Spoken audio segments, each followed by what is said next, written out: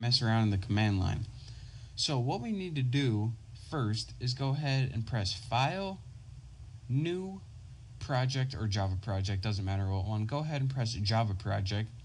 Now you need a project name.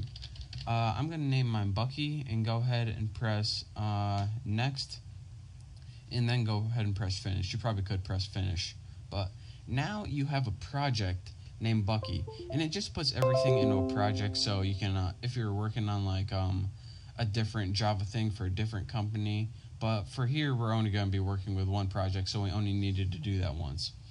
Next, you have a project called Bucky on the left hand side of your screen, and go ahead and press this little arrow and it decollapses or expands this little pane, and you're going to see something called a JRE system library and a source.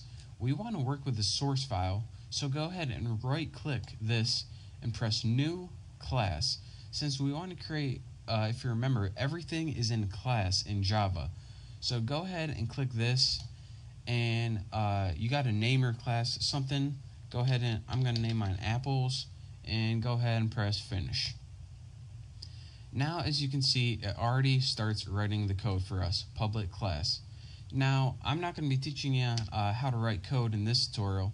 I already have a class named Apples from last tutorial, so I just wanted to get you guys set up in Eclipse in this tutorial.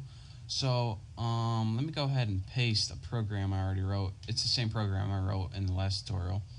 And now once you have a program, I'm just going to show you guys how to run it, and then in the next tutorial I'm going to be showing you how to write everything. How to run programs in Eclipse. What you do is press this little circle with a triangle in it, and that says Run.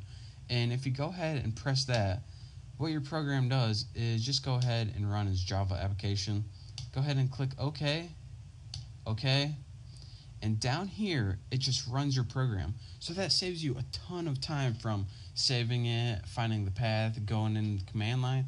This is about 8,000 times easier Sensodyne Deep Clean using with foam boost technology for advanced cleaning and lasting freshness.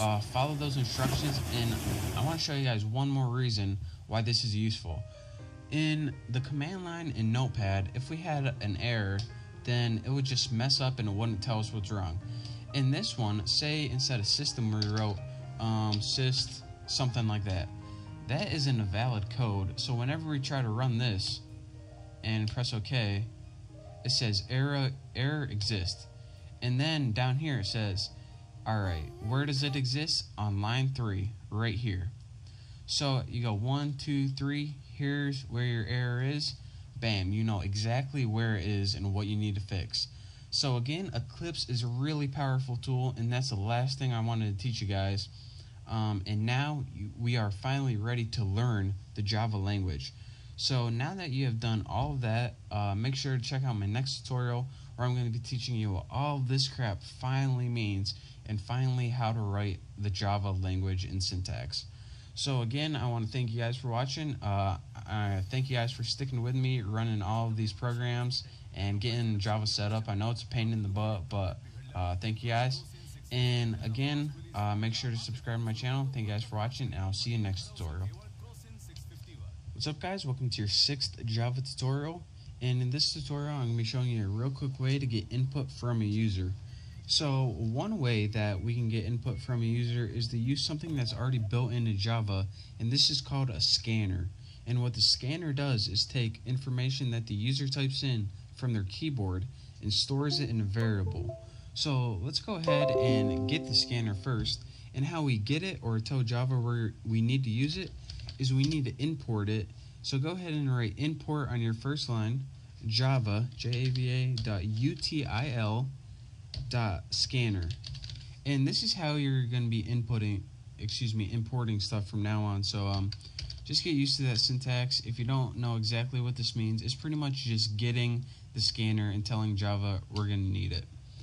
So of course in our class we need that public method again. So in our class body, go ahead and type public static. What's up, guys? What's up, everyone? It's Bucky.